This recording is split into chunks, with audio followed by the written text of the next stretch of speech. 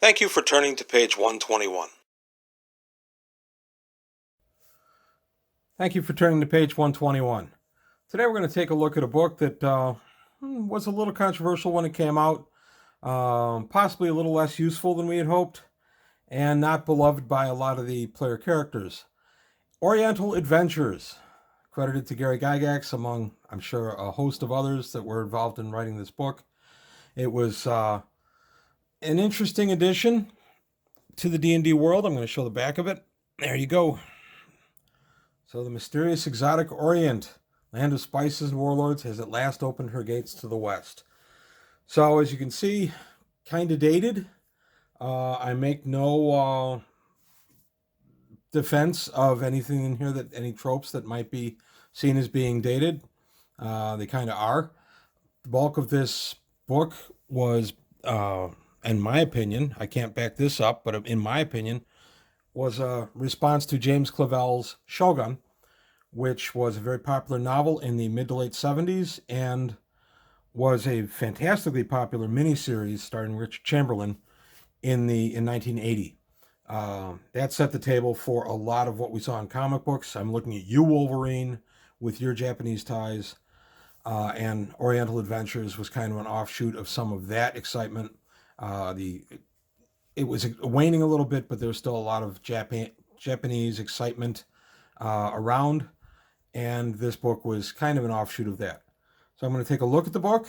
We're going to take a look at some of the items that were inside the book, and see if this is something you want to get either off eBay or through DriveThruRPG. So here we go. Okay, I've opened it to page 2. Well, I can show you page 1. It's no big deal. There's page 1. Nice picture. Page 2 for the credits. I wanted to show that Gary Gygax is credited with the original D&D game, but there are a number of people here that wrote and edited in this book. Personally, I never liked that Gygax's name was the only one to appear on the covers of these books, but I also understand that that was some of the marketing at the time. This book came out just before Gary Gygax left TSR, along with Unearthed Arcana, which came out about the same time. I'll touch on Unearthed Arcana in a future video. Also a controversial book. This was one of the bad binding books that came out, also with Unearthed Arcana, where the bindings tended to split. I got lucky. This copy is a first print and is not splitting. I have to be honest, it's never seen all that much use. I have run an Oriental Adventures game. It went about 5 episodes. We kind of lost interest. I've had better success bringing the characters to Oriental Adventures, to the land of Kara-Tur, which I'll get into in a little bit. I've had better success introducing them as people from the other lands that come in and interact. That's actually been where I've found some better use for this book. So, the races in this were interesting because for the first time, you actually see some spirit folk and some other non-human things. And I don't mean non-human as in dwarves or elves, but these are actually spirit creatures. They had pros and cons. If you were a bamboo spirit folk, you had to stay pretty close to your bamboo forest. Now, bamboo forest can be pretty good size, so that would give you a lot of area to roam, but it did limit the character and where the character could physically go. Same with the river spirit. You could go anywhere along the river, but you had to stay near the river. The sea spirit had the same kind of situation. So there were pros and cons. There were a lot of limiting things to some of the races and classes in this, which I think ultimately is why it wasn't very well received by players. I'm going to do a quick rundown on the character classes that were offered in this. They were new to us in 1985, and some look to get ported over to other games. We'll touch on that in a minute. So, our first character class is the Barbarian. Yes, the Barbarian. 85 also saw Unearthed Arcana, which had a Barbarian. They cautioned us early in this one that this is an Oriental Barbarian. It's completely different, but it's not all that different. If you've played the AD&D Barbarian class as written by Gary Gygax, first in Dragon Magazine and later in Unearthed Arcana, you pretty much get what this guy is now. Then we have the Bushi. Bushi are masterless warriors. I don't know why they weren't called Ronin, because that's what I understand masterless warriors to be. They're basically a fighter subclass, and these guys can be mercenaries, bandits, highwaymen, or just wanderers who go around making their money. Then we have Kenzai, who are sword masters. They devote themselves to fighting with their sword, and they get other powers for doing that. Next up is the monk. The monks also appear in original AD&D. They are a difficult class to play in AD&D, as delineated in the player's handbook.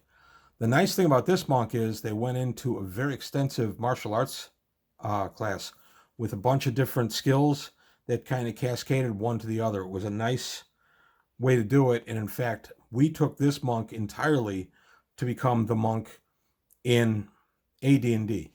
So if somebody in my Greyhawk campaign wants to play a monk, they play the monk out of Oriental Adventures. This and the martial arts class are what I got the most use of out of this book. Next up, the ninja. This is an interesting try. This was a time that Gary Gygax was experimenting with what AD&D second edition would be in his eyes, and he was excited about add-on classes. Anybody who read Oriental or Unearthed Arcana is familiar with the Thief Acrobat. That was what I call an add-on class. Well, ninjas were kind of the same thing. Ninjas, you would be, for instance, you could be a barbarian, but you could also secretly be a ninja devoted to your clan and to your assassination, who you're going to assassinate for pay, that sort of thing. These are the classic ninjas as the West has depicted them in movies and again in Shogun. Yes, there are some ninjas in Shogun. I recommend Shogun, by the way, the novel and the miniseries. I recommend them unreservedly. I enjoyed both. Next, we come to the samurai. We all know the samurai as shown in movies made in both Eastern and Western cultures. The samurai are warriors, and they work for a daimyo who is their lord. Very much like feudal Europe. Samurai are a good class, but you have to have honor. Shukenja, Shukenja, that's the next one, is basically the priest class. This is a warrior priest, also referred to in here as a warrior monk, not to be confused with the monk, but they would be attached to some kind of monastery or devotion, and they would go around adventuring, if you will, because it's D&D. There are cleric spells, Shukenja spells in here. You have the Sohai, which is a warrior monk. Basically, again, this is religious soldiers who protect perhaps a monastery. Another fighter subclass. Those are pretty common in this book. And then we have the Wu Zhen. These are the MUs in this book. Wu Zhen actually end up being pretty difficult to play because you have to take essentially a disability with them. Not a disability, that's not a fair word. A disadvantage with them. And that disadvantage is, for instance, the Wu Zhen I played had to always sit facing west. So whenever we sat down, wherever it was, I had to sit with my face to the west. It was just something that he had. It was a quirk. It was a belief that his magic didn't work if he didn't do that. It was interesting, but it got to be a bit of a pain.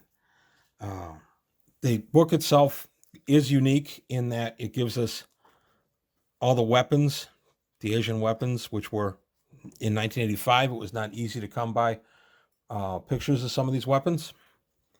And then it gave us the spells for the Wu Zhen and the Shukenja. And it also gave us monsters. This is the first time that they put monsters right in the book. And some of the monsters are pretty interesting, and I brought some of those over. Of course, the Ogre Mage works beautifully with this. I'm going to go to page 107 because that's the martial arts charts. So here are the martial arts, or 105. So you learn the martial arts here, and these are all the different combat abilities you gain from it. Here we go. So as I said, it's kind of a cascade thing. So if I learn something from the throw category, I have to learn number 1, the fall, then 2 instant stand, 3 hurl, 4 great throw. And that's pretty common now, but in 1985, that was a fairly new concept, especially for AD&D. As I said, the one thing I took out of this book is definitely the martial arts concepts. The martial arts class for the monks.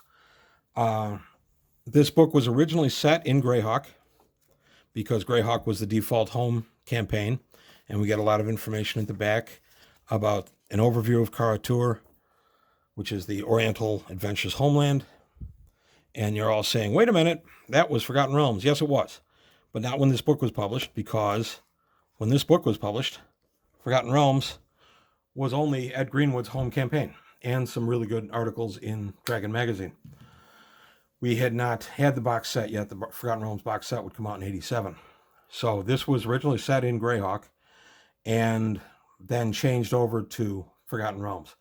I have no issue with the Forgotten Realms Oriental Adventures box set. It's actually a pretty nice set, and it's got a lot of good information inside.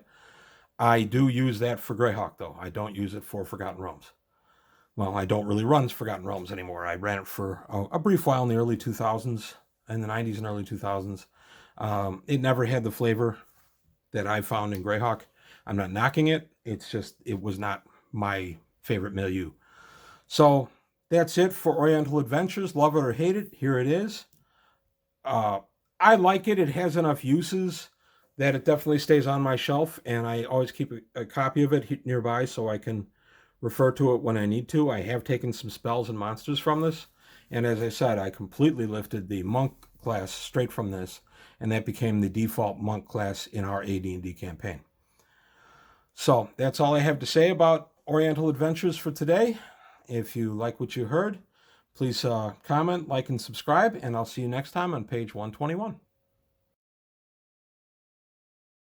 Well, that closes the book on another episode of page 121. Please leave your comments below, and if you enjoyed what you saw, go ahead and hit the like button and subscribe to the channel.